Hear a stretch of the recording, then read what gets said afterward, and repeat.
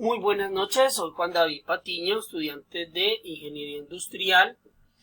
Estamos en este momento cursando cuarto semestre, estamos realizando la tarea 2, es inducción a los dispositivos semiconductores de la Universidad Nacional Abierta y a Distancia, y este curso es Física Electrónica.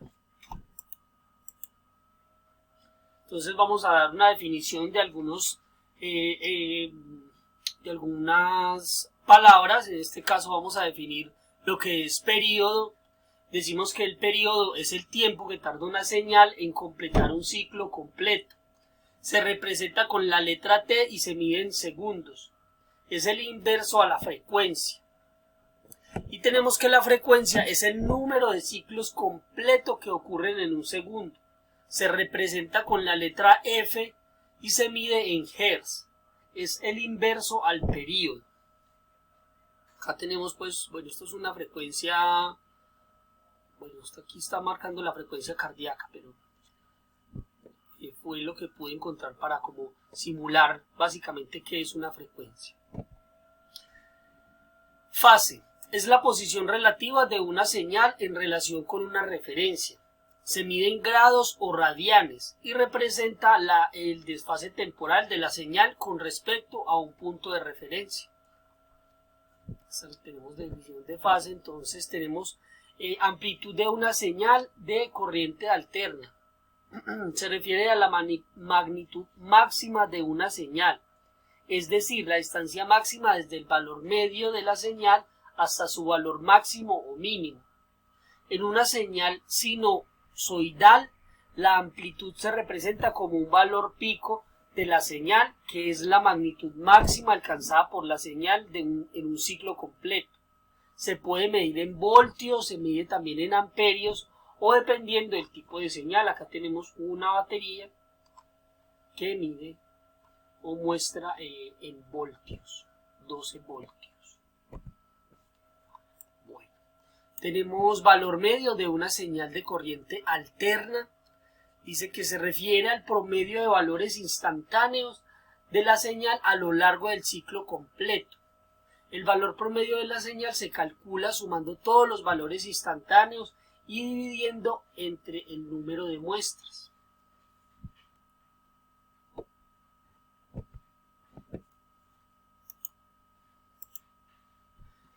Valor eficaz o RMS.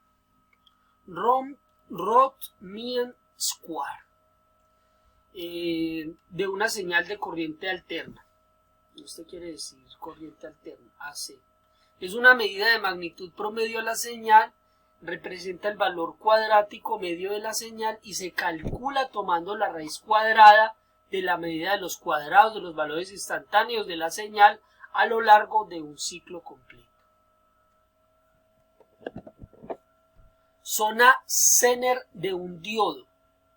Se refiere a una región específica de un funcionamiento del diodo Zener. Un diodo Zener es un tipo especial de diodo diseñado para operar en una región de ruptura inversa, conocida como la zona Zener.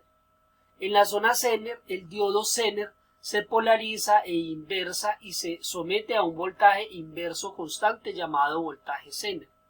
En esta región, el nodo Zener exhibe una característica especial. Una pequeña variación de voltaje inverso provoca una gran variación de corriente inversa. Esta propiedad de los diodos Zener se utiliza en aplicaciones de regulación de voltaje, donde se requiere mantener un voltaje constante en un circuito, incluso cuando las condiciones de carga o fuente de alimentación varían. Los diodos Zener se utilizan comúnmente en fuentes de alimentación, reguladores de voltaje y circuitos de protección contra sobretensores.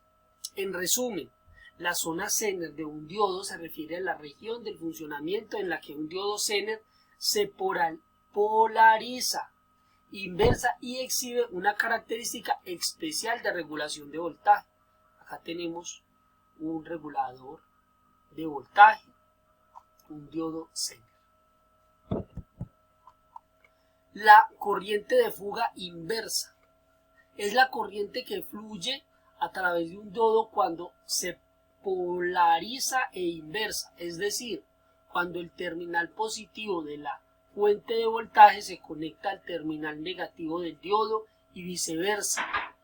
Idealmente, un diodo ideal no debería permitir que fluya corriente en esta dirección, ya que está diseñado para bloquear el flujo de corriente en la polarización inversa. Sin embargo, en la práctica los diodos tienen una pequeña cantidad de corriente de fuga inversa. Por lo tanto, la fuga inversa puede ser muy baja en diodos de calidad, pero aún así existe.